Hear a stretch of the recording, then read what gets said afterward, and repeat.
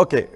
Doctor గారు ఇప్పుడు post mortem సంబంధించి ప్రవీణ్ పగడాల పోస్ట్ మార్టాన్ని ఎలా చేస్తారు, ఇందులో చాలా డౌట్స్ ఉన్నాయి కాబట్టి మొత్తం టోటల్ డౌట్స్ అన్నీ కూడా ఫోరెన్సిక్ పోస్ట్ మార్టం ఎలా ఉంటుంది, సాధారణ పోస్ట్ మార్టం ఎలా ఉంటుంది, ఫుల్ బాడీ పోస్ట్ మార్టం అంటే ఏంటి, ప్రమాదమా హత్య అనే డౌట్స్ వస్తున్నప్పుడు పోస్ట్ మార్టం ఎలా చేస్తారు, ఇవన్నీ కూడా ఇప్పుడు మనం డాక్టర్ గారిని అడగబోతూ ఉన్నాం. సహజంగా ఎవరైనా కొట్టి చంపేసినప్పుడు పోస్ట్ మార్టంలో ఏ విషయాలు తేలబోతూ ఉన్నాయి, బైక్ యాక్సిడెంట్ జరిగినప్పుడు పోస్ట్ మార్టం ఏ విధంగా ఉండబోతోంది, ఈ మెదడులో జరిగేటటువంటి పరిణామాలు ఏంటి, మెదడులో ఎటువంటి అనుమానాలు కలుగుతూ ఉంటాయి ఈ హత్య జరిగినప్పుడు, అలాగే లంగ్స్లో ఎటువంటి విషయాలు ఫైండ్ అవుట్ చేస్తారు హత్య జరిగినప్పుడు లేదంటే ప్రమాదం జరిగినప్పుడు, ఇలాంటి సందర్భాలు ఇవన్నీ కూడా మనం అడగబోతున్నాము. సాధారణ పోస్ట్ మార్టానికి ఫోరెన్సిక్ పోస్ట్ మార్టానికి తేడా ఏమైనా ఉందా, ప్రిలిమినరీ పోస్ట్ మార్టానికి ఫైనల్ పోస్ట్ మార్టానికి తేడా ఏంటి, ప్రవీణ్ పగడాల విషయంలో పోస్ట్ మార్టం రిపోర్ట్ ఏం చెప్పే అవకాశం ఉంది, పోస్ట్ మార్టం రిపోర్ట్ లేట్ అవటానికి కారణం ఏంటి, ఎలాంటి సందర్భాల్లో పోస్ట్ మార్టం రిపోర్ట్ లేట్ అవుతూ ఉంటుంది, డిలే జరుగుతూ ఉంటుంది, రీపోస్ట్ మార్టం చేయాల్సి వస్తే ఏం జరిగే అవకాశం ఉంటుంది. ఇప్పటికే కొంతమంది హర్షకుమార్ లాంటి వాళ్ళు, కేపాల్ లాంటి వాళ్ళు అంటూ ఉన్నారు అవసరమైతే రీపోస్ట్ మార్టాన్ని కూడా. ఎలాంటి సందర్భాల్లో రీపోస్ట్ మార్టం జరిపే అవకాశం ఉంటుంది, రీపోస్ట్ మార్టంలో మళ్ళీ ఎలాంటి విషయాలు బయటకు వస్తాయి, పోస్ట్ మార్టం చేసేటప్పుడు ఎటువంటి అనుమానాలకి తావేయకుండా, ప్రవీణ్ పగడాల కేసు లాంటి విషయాల్లో కొన్ని అనుమానాలు వ్యక్తమవుతూ ఉంటాయి కాబట్టి ఆ కేసులో ఫుల్ పోస్ట్ మార్టం చేసేటప్పుడు ఏ విషయాల్ని దృష్టిలో పెట్టుకుంటారు, వీడియో రికార్డ్ చేసేటప్పుడు ఎన్ని కెమెరాలతో ఆ పోస్ట్ మార్టాన్ని రికార్డ్ చేస్తారు, అక్కడ ఎవరెవరు ఉంటారు, ఎటువంటి ఫర్దర్గా తర్వాత ఎటువంటి అనుమానాలకు తావివ్వకుండా ఎలాంటి జాగ్రత్తలు తీసుకుంటారు, ఇవన్నీ కూడా మనం డాక్టర్ గారిని అడగబోతున్నాం. ఇప్పుడు 2 తెలుగు రాష్ట్రాల్లో ప్రవీణ్ పగడాల పోస్ట్ మార్టం గురించే చర్చ జరుగుతుంది. ప్రవీణ్ పగడాల పోస్ట్ మార్టంలో ఏం తేలబోతుందని ఒకసారి మీరు చూడండి. అక్కడ ఆ ప్రమాదం జరిగింది అని చెబుతున్న రోజు లేదంటే ఆ మరణం జరిగిన రోజు అక్కడ దుమ్ము పెద్ద ఎత్తున చెలరేగింది చూసారా. ఇప్పుడు ఆ ప్లేస్లోనే ప్రవీణ్ పగడాల దేహాన్ని కనుగొన్నారు. సో ఆ దేహాన్ని అక్కడ కనుగొన్న తర్వాత హాస్పిటల్కి తీసుకుని వెళ్ళారు. ప్రవీణ్ పగడాల పోస్ట్ మార్టం కంప్లీట్ అయింది. ఇప్పుడు ప్రవీణ్ పగడాల పోస్ట్ మార్టం ఎందుకు డిలే జరుగుతోంది, సాధారణ పోస్ట్ మార్టానికి ఫోరెన్సిక్ పోస్ట్ మార్టానికి ఉన్న తేడా ఏంటి, ఫుల్ బాడీ పోస్ట్ మార్టానికి మామూలు జనరల్ పోస్ట్ మార్టానికి ఉన్న తేడా ఏంటి, ఇవన్నీ కూడా మనం అడగబోతున్నాం. మనకున్నటువంటి డౌట్స్ ప్రకారం, ఎందుకంటే బైక్ ఆయన మీద పడి ఉంది కాబట్టి పెదం కట్ అయి ఉందని చెప్తున్నారు, ముఖం పైన గాయాలు ఉన్నాయి అని చెప్తున్నారు.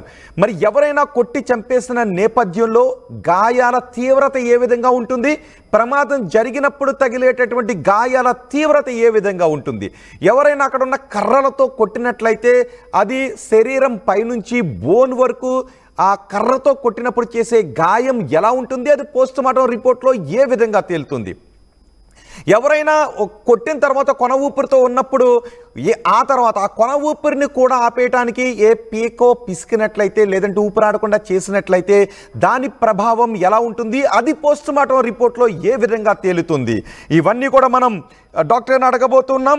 ఫైనల్ పోస్ట్ మార్టంలో ఏముంటుంది, ప్రిలిమినరీ పోస్ట్ మార్టంలో ఏముంటుంది. ఎస్ డాక్టర్ గారు, నా మాట వినిపిస్తుందండి? ఎస్ డాక్టర్ గారు, ఇప్పుడు మనం ప్రధానంగా మాట్లాడుకుంటున్నది ప్రవీణ్ పగడాల కేసు గురించే. ప్రవీణ్ పగడాల కేసులో చాలా అనుమానాలు వ్యక్తమవుతున్నాయి. అది ప్రమాదం అని కొంతమంది అంటూ ఉన్నారు, లేదు హత్య చేశారు అని కొంతమంది అంటూ ఉన్నారు. సో ప్రవీణ్ పగడాల లాంటి అనుమానాలు వ్యక్తమవుతూ ఉన్నప్పుడు పోస్ట్ మార్టం ఏ విధంగా చేస్తారండి, అది ప్రమాదమా హత్య అని నిర్ధారించడానికి? సార్, ఇక్కడ విషయం వచ్చేసి ప్రవీణ్ పగడాల కేసు గురించి కాదు. ఏంటంటే ఆ కేసు ఎప్పుడైంది అనేది అది నేను పోస్ట్ మార్టం చేయలేదు ఆ case. Correct, okay. Praveen Pagadala అని అనుకోకపోయినా అలాంటి ప్రవీణ్ పగడాల ఇష్యూ కాకుండా మామూలుగా ఏంటంటే బేసిక్ గా పోస్ట్ మార్టం మీరు అడిగిన దాని ప్రకారం పోస్ట్ మార్టం ప్రిలిమినరీ రిపోర్ట్ ఏంటి, పోస్ట్ మార్టం రిపోర్ట్ ఏంటి. సో పోస్ట్ మార్టం రిపోర్ట్లు ప్రిలిమినరీ అని రిపోర్ట్ అను కానీ తర్వాత post mortem report complete report గానీ ఏమి ఉంటదండి. కంప్లీట్ రిపోర్ట్ ఒకటే ఉంటుంది. ఎప్పుడైతే మేము కంప్లీట్ గా ఏదైతే మరణానికి కారణాలు తెలుసుకున్న తర్వాత ఆ టోటల్ ఏవైతే లోపల సహజమైన మరణం కానీ, లేకుంటే సస్పిషియస్ డెత్ కానీ, లేకుంటే ఇంకేమైనా పాయిజన్ తీసుకున్నప్పుడు చనిపోవడం కానీ, లేదు అంటే రోడ్ ట్రాఫిక్ యాక్సిడెంట్ లో చనిపోవడం కానీ, లేకుంటే ఎవరైనా కొట్టిన తర్వాత చనిపోవడం కానీ, లేదు అంటే ఎవరైనా చంపిన తర్వాత అంటే కొట్టి చంపడం వల్ల చనిపోవడం కానీ, లేదు అంటే ఇంకేమైనా మ్యాన్ హ్యాండ్లింగ్ చేసి చనిపోవడం కానీ, లేకుంటే గొంతు బిసికి కానీ, లేకుంటే అలాంటివన్నీ మేము ఎప్పుడైతే కంప్లీట్ గా అంటే మా కళ్ళతోటి ఎవరైతే చనిపోయిన బాడీని చూసినప్పుడు కంప్లీట్ గా ఎగ్జామిన్ చేస్తాం. నేకెడ్ ఐ ఎగ్జామ్ అని అంటారు దాన్ని. కంప్లీట్ గా టోటల్ బాడీని కంప్లీట్ గా టోటల్ క్లోజ్ ఫస్ట్ ఎక్స్టర్నల్ అంటే పై భాగం నుంచి స్టార్ట్ చేసి వన్ బై వన్ దాని మినిమం ఒక బాడీకి ఒక మినిమం 1 hour నుంచి 1.5 hour టైం తీసుకుంటాం ఆ బాడీకి ఎగ్జామిన్ చేయడానికి. సో ఆ ఎగ్జామిన్ లో కామన్ గా ఎలా జరుగుతుంది అంటే ఫస్ట్ ఎక్స్టర్నల్ అంటాము, తర్వాత బాడీ మీద ఏవైతే ఇంజరీస్ ఉన్నాయో అవి రాసుకుంటాము, తర్వాత ఇంటర్నల్ అని అంటాము. టోటల్ బాడీని ఎగ్జామిన్ చేసిన తర్వాతనే దానికి సంబంధించిన ఎలాంటి ఇంజరీస్ కానీ, లేకుంటే ఎనీ సస్పిషియస్ ఇంజరీస్ కానీ, అంటే సస్పిషియస్ ఇంజరీస్ అంటూ ప్రతి ఇంజురీకి డిఫరెన్షియేషన్ ఏమి ఉండదు. ఇంజరీస్ అనేది కొట్టడం వల్ల కూడా అలాగే కమిలిపోయిన గాయాలు ఉంటాయి, పైనుంచి కింద పడడం వల్ల కూడా కమిలిపోయిన గాయాలు ఉంటాయి. గాయాలు అనేది ఆల్మోస్ట్ సేమ్ ఉంటాయి కానీ కొంచెం డిఫరెన్స్ ఉంటాయి. సో ఇప్పుడు గొంతు నులిమి చంపడం కానీ, లేకుంటే ఏదన్నా రోప్ పెట్టి చంపడం కానీ, ఆ తర్వాత హ్యాంగింగ్ చేసుకోవడం కానీ, ఇలాంటివి మేము ఫైండ్ అవుట్ చేస్తాం. ఎందుకంటే మాకు అది మేము కంప్లీట్ గా మా కళ్ళతోటి చనిపోయిన బాడీని చూస్తాం కాబట్టి 100% మేము కాజ్ ఆఫ్ డెత్ ని టోటల్ పోస్ట్ మార్టం చేసిన తర్వాతనే ఎక్స్టర్నల్ గానీ ఇంటర్నల్ అంటే టోటల్ బాడీని క్యావిటీస్ అన్ని ఓపెన్ చేస్తాం. ఓకే, ఈ ఓపెన్ చేసిన తర్వాత మాకు అందులో దీనికి సరి అయిన మరణానికి కారణం ఏంటి అని తెలుసుకొని ఆ తర్వాత టోటల్ ఏవైతే చూసామో అది పోస్ట్ మార్టం రిపోర్ట్ లో మేము కంప్లీట్ గా రాసిచ్చేస్తాం. సో దేనికి కానీ ఈ పోస్ట్ మార్టం రిపోర్ట్ కి ప్రిలిమినరీ అంటే సపోజ్ ఇప్పుడు దానికి సంబంధించిన ఇన్వెస్టిగేషన్ ఆఫీసర్ వస్తారు, సస్పిషియస్ ఉంది, లేదు అంటే వాళ్ళు సస్పిషియస్ రేజ్ చేస్తారు, లేదు అంటే మేమే సస్పిషియస్ రేజ్ చేసినప్పుడు ఇన్వెస్టిగేషన్ ఆఫీసర్ తోటి మేమిద్దరం అంటే మా పక్కనే నిలబెట్టుకొని వాళ్ళతోటి వాళ్ళ దగ్గర ఉన్నప్పుడే మేము పోస్ట్ మార్టం చేస్తాము. సో వాళ్ళకి సంబంధించిన డౌట్స్ ఏమున్నా కానీ బాడీని చూపించే క్లారిఫై చేస్తాము. సో ఇక్కడ కంప్లీట్ గా పోస్ట్ మార్టం చేసిన తర్వాత వాళ్ళకి కూడా ఒక ఐడియా వస్తుంది ఎలా చనిపోయిండు అని. సో అలాగే మాకు కంప్లీట్ ఐడియా వచ్చేస్తుంది దీనికి సరైన మరణానికి కారణం ఏంటని. అవన్నీ టోటల్ గా ఒక 2 to 3 days టైం తీసుకొని ఆ టోటల్ ఏవైతే మేము ఫైండ్ అవుట్ చేసినామో పోస్ట్ మార్టం రిపోర్ట్ లో కంప్లీట్ గా దాన్ని రిటర్న్ గా రాసిస్తాము. రాసిచ్చిన తర్వాత సపోజ్ దాంట్లో ఏదైనా సస్పిషియస్ ఉండి ఇంకేమన్నా ఉంటే దానికి మినిమం 1 week టైం తీసుకుంటాం, లేకుంటే 10 days. అందులో మళ్ళీ దీంట్లో మళ్ళీ అంటే ఫోరెన్సిక్ సైన్స్ ల్యాబొరేటరీకి పంపించాల్సిన విజరాస్ కానీ ఏదన్నా ఎనీ కెమికల్ అనాలిసిస్ పంపించినవన్నీ ప్రిజర్వ్ చేస్తాం. అట్లాగే హిస్టోపాథాలజీ సంబంధించిన వాటిని కూడా ప్రిజర్వ్ చేస్తాం. Suppose histopathology. ఓకే, సో అంటే కంప్లీట్ గా ఒక చనిపోయిన వ్యక్తికి సరి అయిన మరణ కారణం ఏంటి అని తెలుసుకోవడానికి మేము ఇవన్నీ మ్యాండేటరీ థింగ్స్ అన్ని ఫాలో అవుతాం.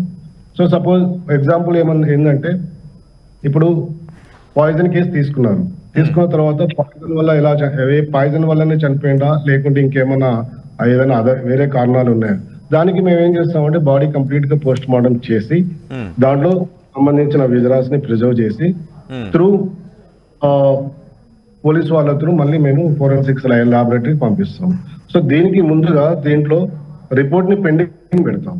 అంటే చనిపోవడానికి కారణమైన ఏదైతే ఉంటుందో దాన్ని కాజ్ ఆఫ్ డెత్ ని మేము పెండింగ్ పెడతాం. ఎందుకంటే ఫోరెన్సిక్ సైన్స్ ల్యాబొరేటరీ రిపోర్ట్ వచ్చిన తర్వాతనే మళ్ళీ మేము ఫైనల్ ఒపీనియన్ ఇస్తాం.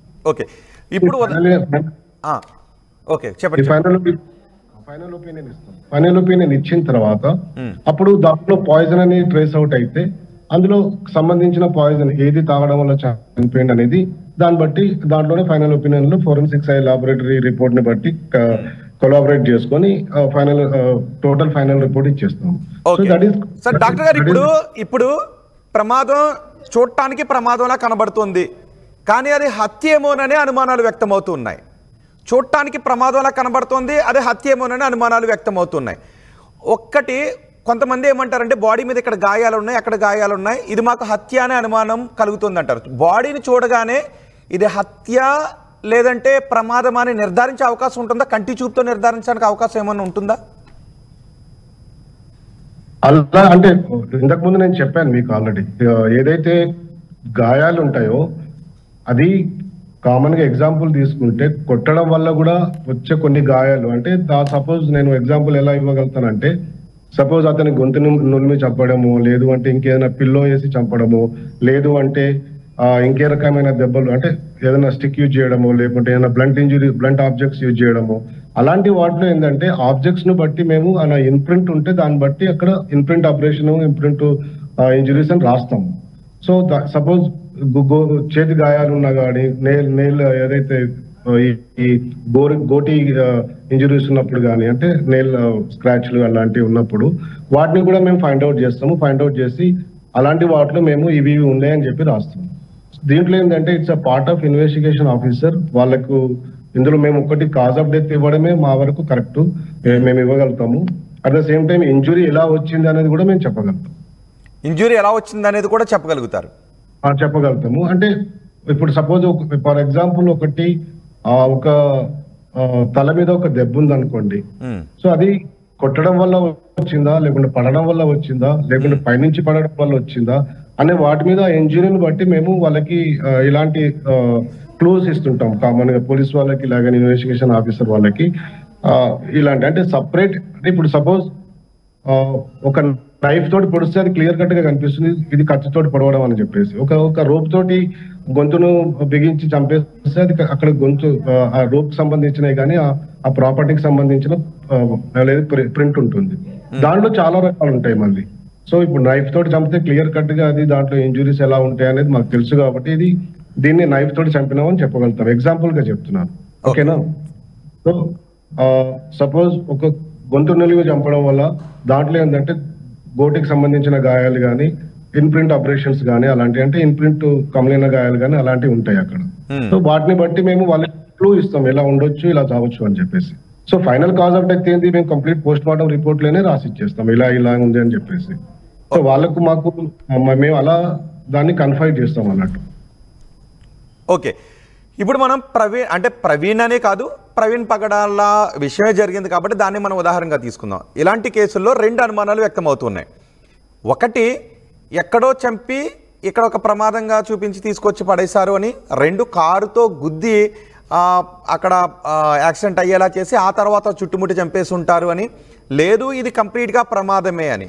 సో ఒక ప్రమాదం జరిగిన తర్వాత ఎంతసేపు ఆయన బతికి ఉన్నాడు అనేది పోస్ట్మార్టం రిపోర్ట్లో తెలిసే అవకాశం ఉంటుందా? ఒకవేళ అది ప్రమాదం లేదంటే హత్య, రెండు గురించి కూడా మాట్లాడదాం. ఒక ప్రమాదం జరిగింది, తను వెళ్ళి ఎక్కడో పడిపోయాడు, పడిపోయిన తర్వాత కొన్ని గంటల పాటు అతను కొన ఊపిరితో ఉన్నాడు అనే విషయం పోస్ట్మార్టం రిపోర్ట్లో తేలుతుందా? అందులో అంటే చనిపోయిన తర్వాత, చనిపోక ముందు వచ్చే దెబ్బలు వేరు, చనిపోయిన తర్వాత వచ్చే దెబ్బలు వేరు. సో అవి మేము క్లియర్ కట్ గా ఫైండ్ అవుట్ చేస్తాం. అంటే చనిపోక ముందు వచ్చిన గాయాలు ఏంటి, చనిపోయిన తర్వాత వచ్చే గాయాలు ఏంటి. సో దీన్ని బట్టి మేము దీన్ని ఏమంటారంటే టైమ్ సిన్స్ డెత్ అంటాం. సపోజ్ పోస్ట్ మార్టం లో చనిపోయిన తర్వాత, సపోజ్ మీరు అన్నట్టు ఎక్కడో చంపారు, లేకుంటే యాక్సిడెంట్ అయింది, లేకుంటే ఇంకేమైనా జరుగుండొచ్చు. సో అక్కడ నుంచి మళ్ళీ బాడీని ఎక్కడో షిఫ్ట్ చేశారు మీ అడిగిన దాని ప్రకారం. సో ఇక్కడ ఏంటంటే చనిపోయిన తర్వాత బాడీకి ఒక టైం, అంటే దాని చాలా డిపెండ్, ఎన్విరాన్మెంటల్ స్టాటస్ కానీ, టెంపరేచర్ కానీ అన్ని డిపెండ్ అయి ఉంటాయి దీని మీద. సో చనిపోయిన తర్వాత బాడీ ఒక 2 hours తర్వాత కంప్లీట్ గా ఇది పోస్ట్ మార్టం చేంజెస్ స్టార్ట్ అవుతాయి. పోస్ట్ మార్టం చేంజెస్ నుంచి ఒక 24 hours, విత్ 18 to 24 hours మధ్యలో ఆ చేంజెస్ స్టార్ట్ అయిపోతాయి. అంటే బాడీ లో గట్టి పడడం కానీ, లేకుంటే కుళ్ళిపోవడం పరిస్థితులు కానీ, ఇలాంటి వాటిని బట్టి, లేకుంటే ఇంకే ఎనీ అదర్ కారణాలు. ఇప్పుడు సపోజ్ 3 seasons ఉన్నాయి మనకు, రైనీ సీజను, తర్వాత వింటర్ సీజను, తర్వాత సమ్మర్ సీజన్ ని బట్టి వేరియేషన్ ఉంటుందండి బాడీలో. టైమ్ సిన్స్ డెత్ అనేది అంటే బాడీలో చేంజెస్ అలా పోస్ట్ మార్టం తర్వాత, చనిపోయిన తర్వాత జరుగుతుంటాయి అన్నట్టు. సో అది జరిగిన దాన్ని బట్టి దాన్ని మేము క్యాలిక్యులేట్ చేసి దాన్ని ఇంత టైంలో, ఈ టైంలో చనిపోయాడు అని చెప్పి, టైమ్ సిన్స్ డెత్ అని చెప్పి దానికి ఒక టైం ఇస్తాం. సో దాన్ని బట్టి వాళ్ళకి సపోజ్ దాన్ని బట్టి ఎవరైతే ఇన్వెస్టిగేట్ చేస్తారో వాళ్ళకి ఒక క్లూ ఉంటుంది, ఇంతవరకు చనిపోయాడు అని చెప్పి. మేము కంప్లీట్ బాడీ పోస్ట్ మార్టం చేసినప్పుడు కూడా సపోజ్ దాంట్లో స్టమక్ ఓపెన్ చేస్తాము, చాలా రకాలుగా ఓపెన్ చేస్తాము. అన్ని కొన్నిసార్లు బాడీ 24 hours తర్వాత ఏంటంటే కుళ్ళిపోవడం స్టార్ట్ అయిపోతుంది. ఆ తర్వాత దాన్ని బట్టి ఇప్పుడు అందులో కూడా కొన్ని ఎట్లా అంటే ఇమీడియట్లీ చనిపోయిన తర్వాత పోస్ట్ మార్టం చేంజెస్ ఏంటి, కొద్దిసేపు అయిన తర్వాత అంటే 3 రకాలుగా 4 రకాలుగా చేంజెస్ ఉంటాయి. ఫస్ట్ ప్రిలిమినరీ చేంజెస్ అని, తర్వాత ఎర్లీ చేంజెస్ అని, ఇంటర్మీడియట్ చేంజెస్ అని, లేట్ చేంజెస్ అని. ఇంటర్మీడియట్ చేంజెస్ లో ఆఫ్టర్ 24 hours తర్వాత స్టార్ట్ అవుతుంది. ఆ తర్వాత లేట్ చేంజెస్ లో డేస్ కూడా పట్టొచ్చు. సో దాన్ని బట్టి టైమ్ సీజ్ డెత్ అంటే దాన్ని బట్టి టైం ని క్యాలిక్యులేట్ చేసి ఫస్ట్ విత్ ఇన్ 24 hours లేకుంటే 24 to 36 hours, 36 to 48 hours, లేకుంటే విత్ ఇన్ 72 hours, లేదు అంటే ఆ తర్వాత మళ్ళీ డేస్ లో కౌంట్ చేస్తాం. దీన్ని బట్టి ఇంత టైం అని చెప్పగలచ్చు. సార్ డాక్టర్ గారు, ఇప్పుడు హత్య లాంటివి అయితే ఆ ప్రయత్నం జరిగిన దగ్గర నుంచి మరణించడానికి కొన్ని నిమిషాలు మాత్రమే సమయం పడుతుంది.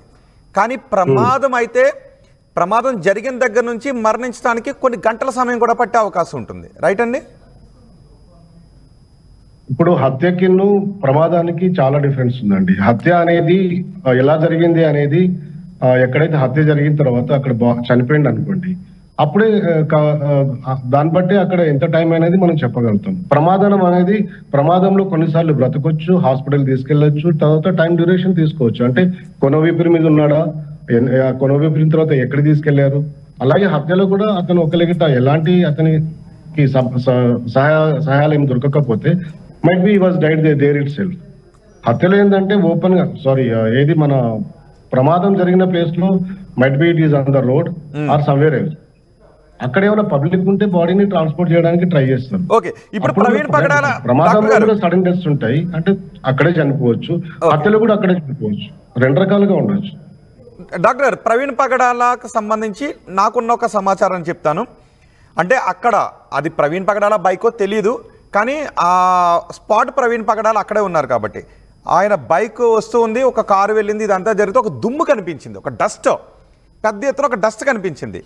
మర్నాడు ప్రవీణ్ పగడాల అదే ప్లేస్లో ఉన్నారు కాబట్టి అక్కడ ప్రమాదం జరిగిందని. సో పెద్ద ఎత్తున కొన్ని అడుగుల మేర ఆ డస్ట్ కనిపించింది. ఆ ప్లేస్లోనే ప్రవీణ్ పగడాల మర్నాడు చనిపోయిన స్థితిలో ఉన్నారు. మర్నాడు సుమారు 11 గంటల ఆ సమయానికి ఆయన చనిపోయిన స్థితిలో కనుగొన్నారు. ఈ ప్రమాదం జరిగింది రాత్రి 11:47. సో ఆయన ఊపిరితిత్తుల్లో ఈ డస్ట్ పార్టికల్స్ ఉండేటువంటి అవకాశం ఉంటుందా? అంటే ఎంతసేపు ఆయన ఆ డస్ట్ పీల్చుకునే అవకాశం ఉంటుంది కదా. సో ఆయన ఊపిరితిత్తుల్లో ఆ డస్ట్ పార్టికల్స్ ఉంటే ఎంతసేపు ఆయన అది పీల్చుకుని ఉన్నారు, ఎన్ని గంటల పాటు ఆయన శరీరం అక్కడ బతికుంది అనే దాన్ని నిర్ధారించడానికి అవకాశం ఉంటుందా ఎలాంటి చోట్ల? ఎందుకంటే కాసేపు బ్లీడింగ్ ఎక్కువై ఆయన బైక్ మీద ఉంది కాబట్టి ఒకవేళ ఎవరూ చూడకుండా ఉంటే కొన్ని గంటలు, 4 గంటలు, 3 గంటలు, ఒక 5 గంటల పాటు ఆయన కొన ఊపిరితో ఉన్నారు అదే ప్లేస్లో అని తేల్చడానికి అవకాశం ఉంటుందా? ఇక్కడ ప్రవీణ్ కేసు అనే కాదండి, ఎనీ కేసులో కానీ అతను ఎప్పుడైతే ప్రమాదం జరిగినప్పుడు, అంటే సపోజ్ ఒక ఎగ్జాంపుల్ ఎలా ఇవ్వగలుగుతానంటే, మీకు ఒక బిల్డింగ్ కాలిపోయిన తర్వాత దాంట్లో ఒక మనిషి ఇరుక్కుంటే ఎప్పుడైతే ఆ పొగ పీల్చుకుంటారో ఆ పార్టికల్స్ అనేది మనకు యూసోఫాగస్ కానీ ట్రేకియాలో, సో అవి ఉంటాయి కామన్ గా. అలాగే డస్ట్ పార్టికల్స్ లో డస్ట్ తోటి అలా అయినప్పుడు కూడా నాట్ ఓన్లీ ప్రవీణ్, ఎనీవన్ అక్కడ కొన ఊపిరితో ఉన్నా కానీ లేకుంటే ఊపిరి ఉన్నప్పుడు కానీ పీల్చుకుంటే డస్ట్ పార్టికల్స్ ముక్కు ద్వారా కానీ నోటి ద్వారా పోతే అవి యూసోఫాగస్ లో కానీ ఎక్కడో చోట పార్టికల్స్ కనిపిస్తాయి.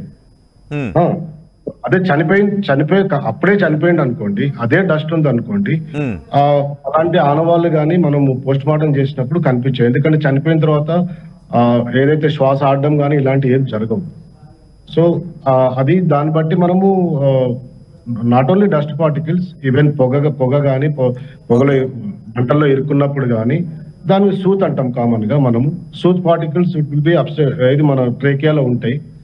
దాన్ని బట్టి అది పేషెంట్, అంటే సపోజ్ నేను బర్న్స్ గురించి మాట్లాడుతున్నాను, ఇప్పుడు గాలి దుమ్ము గురించి మనము ప్రవీణ్ గురించి ఈ విషయం పక్కన పెడితే, ఒక మంటల్లో ఇరుక్కున్నప్పుడు చనిపోయిన మనిషిని మంటల్లో వేస్తే అలాంటి పొగ అనేది ట్రేకియాలో అంటే గొంతులో కానీ లేకుంటే యూసోఫాగస్ లో ఉండదు.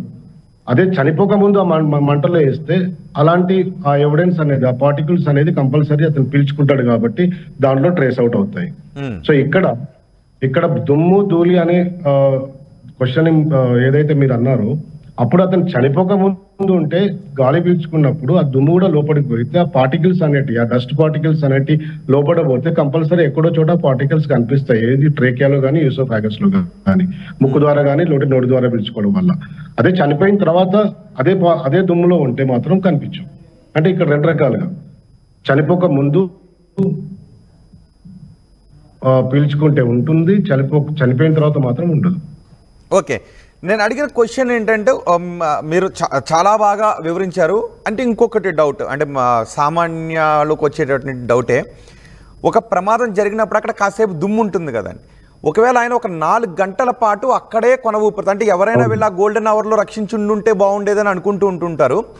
సో ఆయన కొన్ని గంటల పాటు అక్కడ ఉండి ఎవరు రాక సహాయం అందక చనిపోతే ఆ కొన్ని గంటల పాటు, ప్రమాదం జరిగిన తర్వాత ఇన్ని గంటల పాటు అక్కడ ఆయన ప్రాణాలతో ఉన్నారు అని పోస్ట్ మార్టంలో తెలియటానికి అవకాశం ఉంటుందా? ఫోరెన్సిక్ పోస్ట్ మార్టం కానీ సాధారణ పోస్ట్ మార్టంలో కానీ ఈ విషయాలు ఏమైనా తేలే అవకాశం ఉంటుందా? ఇది అంటే డిపెండ్ సార్. అది ఎట్లా అంటే ఎన్ని గంటల పాటు అతను బ్రతికే ఉన్నాడు అనే దాని మీద మనము కరెక్ట్ గా అనలైజ్ చేయలేము.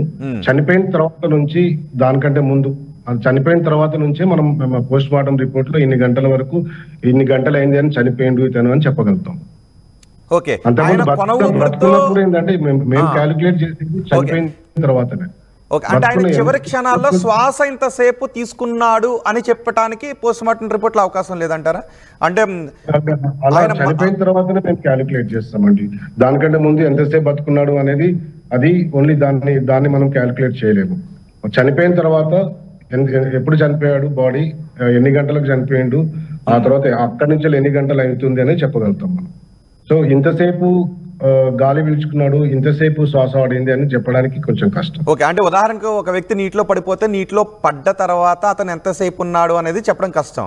అలాగే ఒక ఏదైనా చనిపోయిన టైం నుంచి ఇప్పుడు ఎప్పుడైతే చనిపోతాడో అప్పటి నుంచి అది అవర్స్ లో ఉండొచ్చు, డేస్ లో ఉండొచ్చు, వీక్స్ లో ఉండొచ్చు, మంత్స్ లో ఉండొచ్చు. దాన్ని బట్టి ఒక రేంజ్ ఆఫ్ పీరియడ్ ని, ఒక రేంజ్ ఆఫ్ అవర్స్ ని ఇస్తాం. ఆ రేంజ్ ఆఫ్ అవర్స్ లో మాకు కొన్ని, అంటే దీంట్లో ఏంటంటే సపోజ్ అప్పుడే, అంటే చాలా వేరియేషన్స్ ఉంటాయి, చాలా బాడీలో చేంజెస్ ఉంటాయి. ఒక్కొక్క బాడీ అంటే ఎక్కడి నుంచి తల మీద నుంచి స్టార్ట్ చేస్తే ఎండ్ వరకు అనేది ప్రతి బాడీలో మేము అబ్జర్వ్ చేస్తాం కాబట్టి దీన్ని మేము టైం ని క్యాలిక్యులేట్ చేసి ఇన్ని గంటలకు చనిపోయాడు అంటే దాంట్లో కొన్ని ఇష్యూస్ ఉంటాయి. తిన్న తర్వాత డైజెస్టివ్ పీరియడ్ కానీ, లేకుంటే లోపల ఇప్పుడు సపోజ్ డిపెండ్స్ ఆన్ దట్ తినే ఆహారాన్ని బట్టి కూడా అతను ఎంతసేపు అరిగింది, ఆ ఆహారం డైజెస్ట్ అయిందా లేదా, తిన్న తర్వాత ఇమీడియట్లీ ఒక హాఫ్ అన్ అవర్ చనిపోయిందా అంటే దానికి కూడా ఒక జనరేటివ్ టైం అనేది ఉంటుంది. తిన్న తర్వాత దానికి అరగడానికి ఒక టైం అనేది ఉంటుంది. దాంట్లో కూడా మేము క్యాలిక్యులేట్ చేస్తాం. చాలా రకాలుగా వేరియేషన్స్ ఉంటాయి బాడీలో. సో అన్ని రకాలుగా చూసుకొని మేము అవర్స్ లో, డేస్ లో, వీక్స్ లో ఇస్తాం. కానీ ఎంతసేపు శ్వాస తీసుకున్నాడు, చివరి క్షణాలు ఎంతసేపు ఉన్నాయి అనేది చెప్పడం కష్టం. అలా కష్టం అండి. ఎందుకంటే మేము చనిపోయిన తర్వాతనే పోస్ట్ మార్టం చేస్తాం కాబట్టి ఆ క్యాలిక్యులేషన్ ఇంపార్టెంట్ గా తీసుకుంటాం. దానికంటే ముందు ఎంతసేపు బతుకున్నాడు అనేది మాకు సంబంధించింది కాదు. ఓకే, అంటే దాన్ని ఎవరైనా తేల్చగలుగుతారా, ఏదైనా నిపుణులు? అది యాక్చువల్ గా సపోజ్ ఒక ఎగ్జాంపుల్ గా తీసుకుందామండి. ఎవరన్నా అంటే ఇప్పుడు సపోజ్ ఒక యాక్సిడెంట్ కేసు అయింది, అక్కడ ఎవరో ఒక వెహికల్ కొట్టేసి వెళ్ళిపోయారు. పాపం కొన ఊపిరిలో ఉంటాడు అతను. కొన ఊపిరిలో ఉన్నప్పుడు అతనికి సహాయం చేయగలిగితే హాస్పిటల్ తీసుకొచ్చే లోపు ఆ టైం పీరియడ్ ని మనం క్యాలిక్యులేట్ చేయొచ్చు. కొన ఊపిరిలో ఎంత అంటే అప్పుడు కూడా లైవ్ గా ఉన్నప్పుడు ఎగ్జామిన్ చేసే మెజర్మెంట్స్ వేరే ఉంటాయి, చనిపోయిన తర్వాత చేసే మెజర్మెంట్స్ వేరే ఉంటాయి. ఓకే, అది కూడా అతనికి కొన ఊపిరితో సహాయానికి తీసుకువెళ్తూ ఉన్నప్పుడు మాత్రమే క్యాల్కులేట్ చేస్తారంటున్నారు, రైట్? ఓకే, అది అందుకొరకే చెప్తాను. ఇప్పుడు సపోజ్ ఒక చనిపోయిన తర్వాత చాలా వరకు ఏంటంటే మామూలుగా మనం నాడీ చెక్ చేస్తాం. నాడీ చెక్ చేస్తే నువ్వు మామూలుగా ఉన్నప్పుడు నాడీ చెక్ చేయడం వేరు, రక్త గాయాలతో ఉన్నప్పుడు మెల్లమెల్లగా నాడీ కూడా ఆ పల్స్ అనేవి కూడా తగ్గిపోతూ ఉంటాయి. సో అలాంటప్పుడు ఏంటంటే అలాంటి టైంలో బ్లీడింగ్ ఎంత సివియర్గా ఉంది అలాంటి దాని మీద మెల్లమెల్లగా పేషెంట్ డిసీజ్ ఎవరైతే ఆ వ్యక్తి క్యాండిడేట్ లైవ్ గా ఉన్నప్పుడు అతను తీసుకొచ్చే టైం ని సడన్ గా ఎంతవరకు హిమరేజిక్ షాక్ లోకి వెళ్ళిపోయింది అనేది చెప్పగలుగుతాం. సో అది బతుకున్నప్పుడు. చనిపోయిన తర్వాత సపోజ్ మీరు ఇమీడియట్లీ మా దగ్గర చనిపోయిన తర్వాత తీసుకొచ్చింది అనుకోండి బాడీ, మేము అప్పుడే విత్ ఇన్ 1 hour 2 hours అని చెప్పేస్తాం. అంటే చేంజెస్ ఆఫ్ ది బాడీ అది. ఓకే, చనిపోయిన తర్వాత బాడీ ఓకే సార్. ఇప్పుడు బతుకున్నప్పుడు చెప్పండి. బ్రతుకున్నప్పుడు ఏదైనా 3 సిస్టమ్లు అంటే మనకు బ్రెయిన్ కి సంబంధించింది కానీ, ఊపిరితిత్తులకు సంబంధించింది కానీ, లేదు అంటే గుండెకి సంబంధించిన 3 ఏది మన సిస్టమ్స్ ఆగిపోయినప్పుడే మనిషి చనిపోతాడు. ఓకే సార్, ఇప్పుడు ఎదురుగా ఒక వ్యక్తి ఉండి మరొక వ్యక్తిని పైనుంచి కిందకు తోసేస్తున్నాడు అనుకుందాం. అతను ఎవరో తోసేస్తున్నారు అని తెలుసుద్ది, అంటే కానీ కింద పడిపోవడం ద్వారా చనిపోయాడు. అతన్ని ఎవరో తోయడం ద్వారా చనిపోయాడా లేదంటే జారి పడిపోవడం ద్వారా చనిపోయాడా అనేది బ్రెయిన్లో ఏదైనా తెలిసే అవకాశం ఉంటుంది? ఆ మార్పులు ఏమైనా ఉంటాయి అప్పుడు? అంటే ఎటువంటి ఆనవాళ్ళు లేవు, వాళ్ళ మీద ఏ ముద్రలు ఉండవు, జస్ట్ ఏదో అంటే ఇది మీరు సినిమాటిక్ గా అడుగుతున్నారండి. కానీ అంటే అతను వెనకాల ఎవరో ఉన్నారు, అతను చూశాడు నెట్టేటప్పుడు, కానీ అది బ్రెయిన్ లో వచ్చేసి స్టోర్ అయ్యింది అని అంటున్నారు మీరు. ఆ బ్రెయిన్ లో ఏమైనా మార్పులు ఉంటాయా? అంటే తన ఆ భయం తాలూకు ఆనవాళ్ళు బ్రెయిన్ లో ఏమైనా ఉంటాయా? ఒక భయం తాలూకు ఆనవాళ్ళు ఏమైనా ఉంటాయా? అలాంటివి ఏమీ ఉండవు. అది చాలా కష్టం ఐడెంటిఫై చేయడము.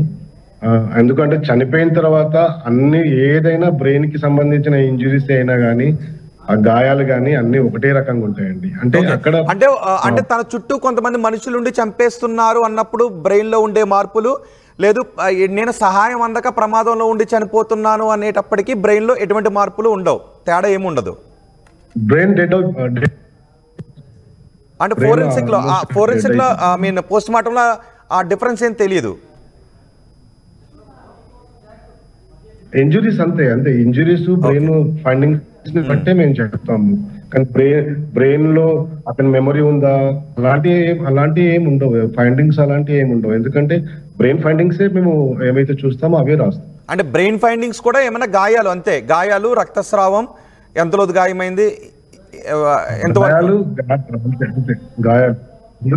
అందులో 2 రకాలు ఉంటాయండి, natural death, unnatural death. Natural death లో ఏంటంటే సహజంగా చనిపోవడం, అన్యాచురల్ అయితే ఏదైనా ఇన్సిడెంట్ జరిగితే చనిపోవడం.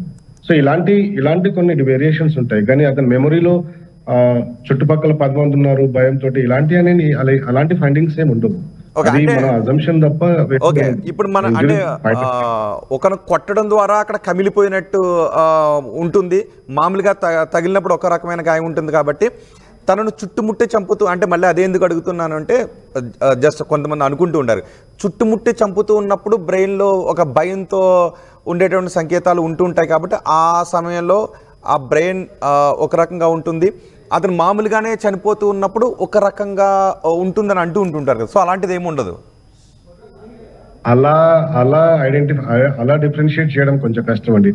డెత్ ఇస్ డెత్ అంతే అండి. చావు అనేది ఒక అంతే, అది చనిపోయారు అంతే. చనిపోయిన తర్వాత ఇప్పుడు కొట్టడం వల్ల, తల మీద కొట్టడం వల్ల, దాని వల్ల కమిలిన గాయాల వల్ల లోపల బ్రెయిన్ కూడా ఇంజురీ అవుతుంది. దాని కొన్ని ఫైండింగ్స్ ఉంటాయి. మేము ఆ ఫైండింగ్స్ ప్రకారము ఎలా చనిపోయింది అనేది చెప్పగలుగుతాం. ఓకే, ఇప్పుడు ఒక ప్రమాదం జరిగింది, ప్రమాదం జరిగిన తర్వాత అతనికి ఒంటి పైన గాయాలు అయ్యాయి. సో ఈ గాయాలు అక్కడున్న రాళ్ల కారణంగా జరిగాయా, లేదంటే ఆ ప్రమాదం జరిగిన తర్వాత మరో ఆబ్జెక్ట్ తీసుకుని కూడా అతను కొట్టారా? ఈ 2 ఉన్నాయా, ఒకటే ఉందా, లేదంటే ఎటువంటి గాయాలు రాళ్ల వల్ల కాలేదు, కేవలం కర్రల వల్లే అయ్యాయా? ఈ 3 సందర్భాలను ఎలా తెలుసుకునే అవకాశం ఉంటుంది? సార్ అది డిపెండ్స్. అంటే ఒక రాయితోటి కొట్టడం అనేది సపోజ్ తల మీద, రాయితో కొట్టడం కాదు, సహజంగా రాళ్ళు ఉన్నాయి, ఇక్కడ కూడా రాళ్ళు ఉన్నాయి. సో పడిపోయారు. ఈ రాళ్ళు ఆయన ముఖానికి తగిలి రక్తస్రావం జరిగి చనిపోయారా, లేదు ఆ గాయాలు కూడా ఉన్నాయి, వాటితో పాటు కర్రలతో కూడా కొట్టిన గాయాలు కూడా ఉన్నాయా, లేదంటే కేవలం రాళ్ల గాయాలు, సహజంగా తగిలిన గాయాలు మాత్రమేనా, లేదంటే ఆ రాళ్ల గాయాలు, కర్రల గాయాలు అసహజంగా తగిలిన గాయాలా? వీటి డిఫరెన్స్ ఎలా తెలుస్తుందంటారు? సార్ గాయం అనేది సహజము లేకుండా అసహజం అనేది కొంచెం అలా ఏమి ఉండవండి. గాయం అనేది గాయమే. సో సపోజ్ అది సపోజ్ అతను మీరు అన్నట్టు ఒక రాళ్ళ మీద పడిపోయాడు. ఆ పడిపోయినప్పుడు తగిలే ఇంపాక్ట్ అనేది, ఫోర్స్ అనేది ఇంపార్టెంట్. అక్కడ కొట్టే ఎవరైతే ఒక కట్టెతోటి కానీ ఒక రాయితోటి కొట్టినప్పుడు దాంట్లో కూడా ఫోర్స్ అనేది ఇంపార్టెంట్. ఎంత గట్టిగా కొట్టాడు, ఎంత గట్టిగా పడ్డాడు అనేది ఇంపార్టెంట్ అక్కడ. సో ఆ పడ్డదాని మీద గాయం అనేది కొట్టినా, రాయితోటి కొట్టినా గాయం అలాగే ఉంటుంది, రాయి మీద పడ్డా గాయం అలాగే ఉంటుంది. దాంట్లో పెద్ద డిఫరెన్స్ ఏమి ఉండదు. కట్టెతోటి కొట్టినా దాంట్లో ఫోర్సు ఎంత ఫోర్స్ యూజ్ చేశాడు అనేది, ఎంత గట్టి కొట్టాడు అనేది ఇంపార్టెంట్. కానీ ఆ దెబ్బ తగిలినప్పుడు అక్కడ వచ్చే గాయం అనేది ఇంపార్టెంట్. ఆ గాయాన్ని బట్టి దాన్ని బట్టి మేము ఇలా ఈ గాయం అని చెప్పగలుగుతాం. అంటే కామన్ గా మా దాంట్లో ఏంటంటే కంట్యూజన్ కానీ, అబ్రేషన్స్ కానీ ఇలాంటి గాయం ఉంటాయి. సపోజ్ ఒక స్టిక్ యూజ్ చేసినప్పుడు ఆ స్టిక్ కి సంబంధించిన ఇంప్రెషన్ ఏమైనా పడుతుంది, దాన్ని ఇంప్రింట్ అబ్రేషన్ కానీ, ఇంప్రింట్ కంట్యూషన్ కానీ అలా రాస్తాము గాయాలలో. దానివల్ల మళ్ళీ లోపల ఇంకేమన్నా అంటే పైన సపోజ్ ఫేస్ మీద కొట్టాడు, స్కిన్ ఉంటుంది. కొట్టిన తర్వాత ఇమీడియట్లీ కమిలిపోతుంది. ఆ కమిలిపోయిన తర్వాత దాని ఇంపాక్ట్ అనేది లోపల ఉన్న టిష్యూ, మజిల్స్, బోన్స్ మీద కూడా పడిందా, పడ్డప్పుడు దానివల్ల ఏమైనా ఫ్రాక్చర్స్ అయినాయా, దానివల్ల ఏమైనా బ్లీడింగ్ అయిందా, ఆ ఇంపాక్ట్ అంటే ఫోర్స్ అనేది ఇంపార్టెంట్ అక్కడ. నార్మల్ గా పైనుంచి పడ్డప్పుడు చాలా ఇంజురీస్ అవుతాయి, చాలా రకాల ఇంజురీస్ అవుతాయి. కొట్టినప్పుడు కూడా ఒక 10 మంది కొట్టినప్పుడు కూడా ఏ రకమైన ఇంజురీస్